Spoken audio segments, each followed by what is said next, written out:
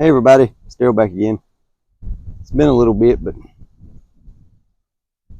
got some new creatures on the farm. These are Gulf Coast sheep. And right now, of all the animals we've had on the farm, I think these are probably some of my favorite. We've started out with 3.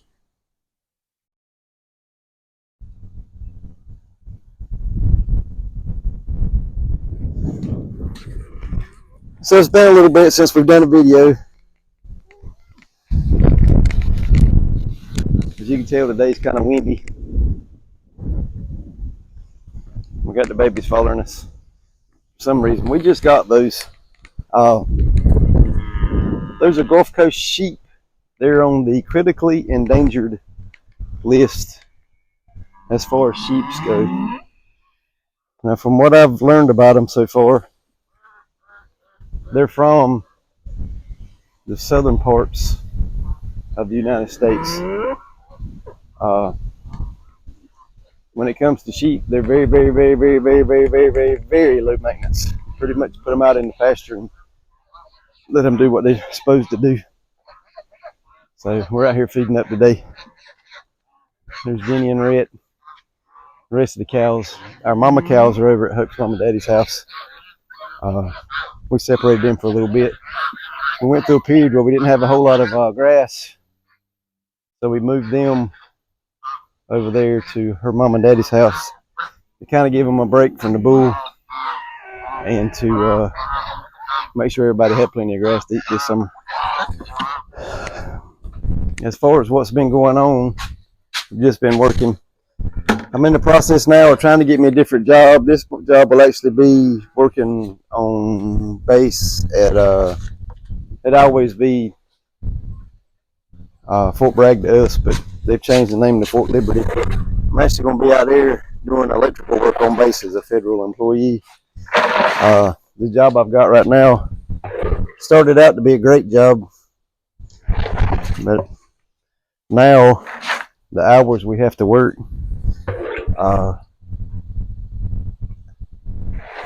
I might have to go in at 12 o'clock, say Monday morning, be at work at 1, and then work till, I don't know, 10, 11 o'clock that day. The only thing about doing that is you feel like crap all the time. You come home, take you a little bit of a nap because you don't know when you got to go in the next day till 2 o'clock. And I don't know, you feel like crap all the time. So hopefully this job on Fort Bragg will pan out like it's supposed to. And after all the background checks and stuff, we can get out there and actually have a decent job. From what I've been told, the work hours out there is going to be from like 7 to 3:30 every day. I think you're on call every once in a while and stuff like that, but it's got to be better than what we're doing right now. I'm going to have to take a pay cut to go out there, but at the end of the day, I need to sleep. Like this week, I've probably slept a total of maybe 10 or 12 hours all week long, which is not good for you. And after doing it for 10 years, it's slowly catching up with me. So I got to go try to find something else to do to be able to keep the bills paid and still be able to see my boys and stuff. Waylon and Weston, they're both doing good. Waylon's 7 now and Weston's 5. Waylon's in 2nd grade and Weston is in kindergarten. Weston hates school. Waylon loves it. And all that good stuff. Hope started back to work 3 years ago, I think's what it was. She's a TA out at the school that they work in. She actually in the class where she works with the special needs kids. And I don't know how long she's going to end up doing that, because it's a very stressful job working with severely disabled kids. So I don't know how long she's going to do that, but as of right now, that's what she's up to. So let's go feed the pigs. All right, so the audio through here is not very good because my new little microphone that I've got trying out was not connected. So what I'm going to do here is go feed the hogs, and I think right now we got 12 or 13 hogs at the barn that we're currently looking after. We've got a couple that's going to come and buy. I think 4 of them. They're going to end up getting 3 of the smaller spotted pigs that we got. They're like a China spot cross, and then they're going to get one of our big sows that we got. Her name's Brownie. She was one of the original ones we started with, 3 years ago. But as you can tell, the wind's blowing severely bad today. I think we got probably 10-mile-an-hour gusts. We got like a little tropical storm thing trying to form off the coast of North Carolina this weekend. But all of our hogs are ground raised. We got one that is aggressive when it comes to being fed. So I have to spread their feed out in several different places around. So she's not running everybody around while they're trying to eat. What we're feeding, if you're wondering, we got a guy that supplies our feed for us. It's the old school feed. It's not pelletized. It's just a loose feed, and it's like a hog mix that he makes. And then I also get whole corn that I put in barrels and kind of ferment. The hogs don't do real good with whole kernel corn unless it's fermented. And I've got 2 barrels that I keep corn in with water to ferment it. That way the pigs can digest it a little bit better. But right here we use food grade plastic barrels that's cut half in 2 for our feed troughs. But we're fixing to downsize, like I said, our hog operation, because this is one of our biggest expenses on the farm, is trying to feed the hogs, because we go through probably, I don't know, a couple 100 pounds of feed a week feeding hogs. So we're going to downsize those and just keep a couple for our use. We're going to probably start processing our own hogs on farm, because right now I think it costs between $300 and $400 just to have one processed.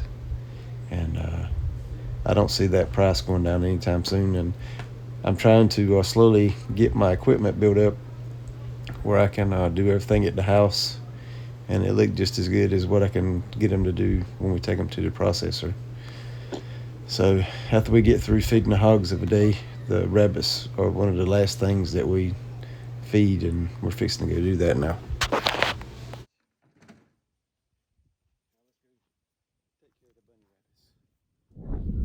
So now we're going to feed the rabbits. For some reason my mic cut off on my pig thing, so I'll probably get a voiceover for you, but these are our rabbit tractors that we use. I've got cages over here that we can keep the rabbits in, but I'd a whole lot rather keep them in something like this right here. That way their feet don't get hurt. They got plenty of fresh grass to eat.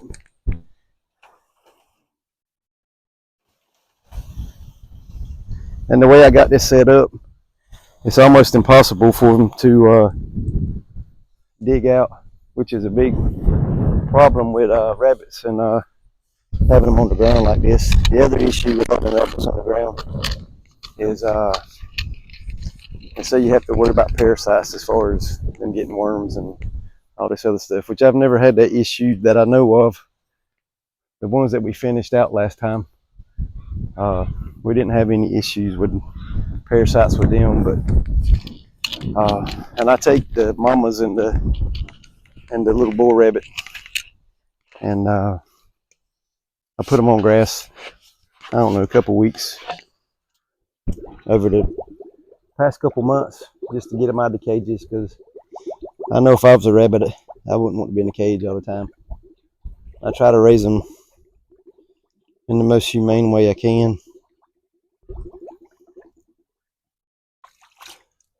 There's a lot of hardcore rabbit raisers that hate for people to put them on the ground, but I haven't had any issues so far. The ones that we've got are they're like a Rex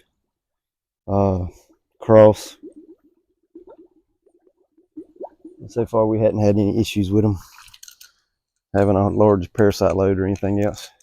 And like I said, the way I got that chicken tractor there built, or rabbit tractor built, I don't have problems with them digging out. If you want to see how I built that rabbit tractor, there's another video out there. If I remember it, I'll put it in the end of this video so you can see it, but we'll click on it to see it. But I just got the water bottles hanging off the side. I probably need to figure out a different way to put water to these rabbits. That way I can just fill up like a bucket on the back or something like that and have automatic waters like I got on the cages. I just got to take time to do it because it don't take them long to run through this little bit of water right here. I think we got 4 or 5 rabbits in there. Now when we were growing out the babies, there was 12 I think in there, and as you can see they put a hurting on the grass, but right there is where we started them out at. It's about like the chicken tractors, but you can see the square and then the other square, and they just keep going that way and then back up. And this is where we got Chip, our little Rex boar rabbit, I think is what they call him. He's a little gray bunny rabbit. He don't drink much water, don't eat very much. That's why I got him in the small tractor. This is the first one I built, and it's fine for 1 or 2 rabbits, but that's about as many as you want to put in it. And I just keep this old trash can over here, and the water, when it rains, it runs off the top of the barn over here, and that's the water I give them. I just make sure we don't start growing mosquitoes over here, which I have so far. We hadn't had any issues whatsoever with the mosquitoes trying to start in there. But I know when we had the tropical storm come through a couple weeks ago, the mosquitoes around here was terrible. I'd never known them to be that bad. So there we go. Rabbits are fed. So here are our laying hens. We got these at the house. These are Delawares and a mix of Easter eggers. We got them over here in our little, one of our chicken tractors for now. The dogs, when we first put them over here, decided to destroy the tarp, but we got the Delawares to try them out to see how they do. At one time, they were considered the meat bird of choice. I think it was before World War II. I think it's what I read. I don't remember anyway. But war happened, and during that time, the Cornish cross hit the scene. They figured out genetics and crossbreeding and hybrid birds and all that other stuff. So that's when the Cornish cross took over. But we're trying to do a dual-purpose chicken. I think a dual-purpose chicken is going to be about like an enduro motorcycle. You can ride on road and off-road, but it don't do either one worth the crap. But we're going to try to find out and see how that works out.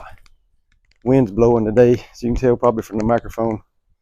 We're trying this new microphone system out to see how it works. I think it'll be all right, as long as the wind ain't blowing. But as hard as the wind's blowing today, it's actually doing a pretty good job. I'm going to show you the other chickens that we got on the farm, and then we're going to end this video. Still running strong. Cornish cross. We got 2 of these brooders with Cornish cross chickens in them. Hope's already fed them. Hope's already fed them. She fed them while I was going to the barn. We got 85 of them. We ordered 80. They sent 85. So those are going to be the last birds for the season. We had it fixed where we had on-farm processing for our chickens, which we still got that certification. But I think we're going to just do away with it all. We still got meat handler license, and we still got on-farm processing for our chickens, but we haven't really had a whole lot of participation in it. And instead of going broke per se, we're not really going broke trying to feed animals, but we're going to downsize our hogs, and we're still going to do the meat birds every year. I think the most we've done in 1 year is probably 200. This year we're going to hit about 170. but we're just pretty much growing them for our own use or whatever. But that's about it. Those Gulf Coast sheep, we just got them a week ago. So we want to see how they go. If they do good out here, we might end up getting some more. Like I said at the beginning of the video, they're on the critically endangered list as far as the species goes for sheep, and we're going to grow some of them and see how they do.